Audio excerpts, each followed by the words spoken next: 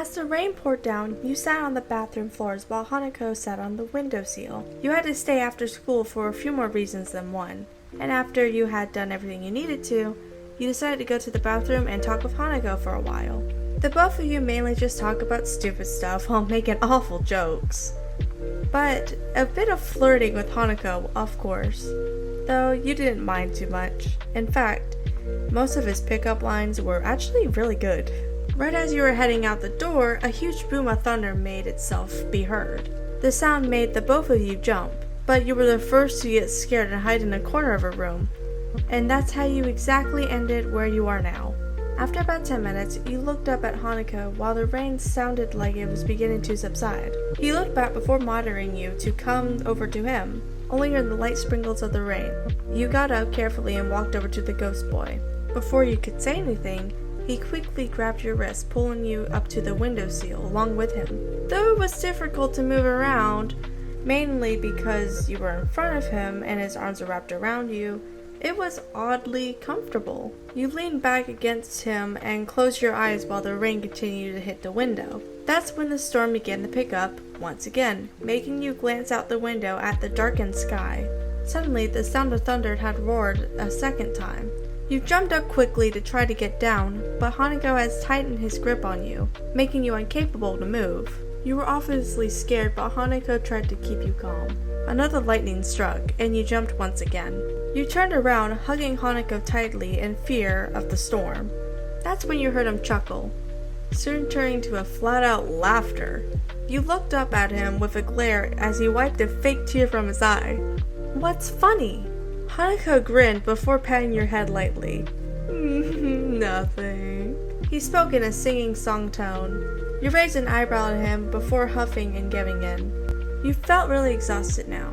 You lie your head down as the rain continued to pour down, growing more and more tired. That was when you felt a light kiss on your head, followed by a faint laugh.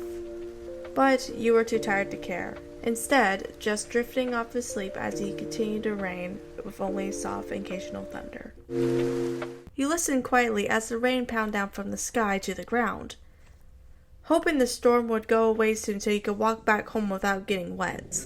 You had to stay at school because of a plot structure reason, and you were the only last few kids to still be in the school. You were working on your homework when you heard a loud boom of thunder from outside, followed by a yelp that sounded like it came from inside. That's when you perked up and looked around, focusing on the sound instead of the paper around, to hear the faint cries and whimpers coming from the other room. The voice sounded familiar, which is why you decided to follow the quiet sobs. You got up, walking over to the door and opening it slowly, stepping into the hallway to make your way to the next room, which was exactly where the crying was coming from. You looked into the room, scanning the room for anyone or anything that could have been making that noise. That was when you saw a figure. They were sitting in the corner of the room, under the table. You silently walked over to them, and the closer you got, the more you were able to make out their clothes and face. And then you recognized the pink hair anywhere. Mitsuba? He looked up at you, and by the looks of it, he has been crying for a small while now. He glared up at you before looking away. What are you doing here? You crouched down so you would be able to talk face to face. I could ask the same thing, honestly. You heard him sigh as he crossed his arms. You smiled a bit and silently sat down beside him. Waiting for the storm to go away? Masuba nodded, still not looking at you. You hummed in response as a loud boom of thunder echoed through the school. He flinched and held back a small yelp as he looked down at the ground, his mouth covered. You stared at him sympathetically, feeling bad for him until he glared up at you. What are you looking at? You said nothing in response, instead wrapped your arms around him. Masuba let out a slight shriek as you held him so that his back was facing you, hoping to distract him from these sounds outside. Hey, what are you doing? Let me go, sicko! He tried to escape from your grasp, but he couldn't. Get your nasty hands off me now! You simply just ignored him, while continuing to hug him. He continued these insults. Eventually, he ran out of rude names to call you, promptly shutting him up. You saw him crossing his arms and soon relaxing. You smiled lightly as you were pulling him closer to you. Masuba mumbled something under his breath as you simply leaned back, still keeping your arms around him. You both fell asleep under the table as the storm slowly turned into a light rain.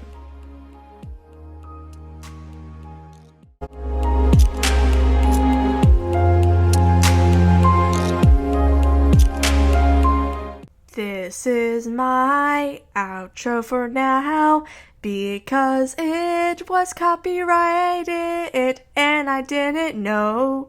Pew pew pew pew pew pew pew pew pew pew pew pew pew pew pew pew.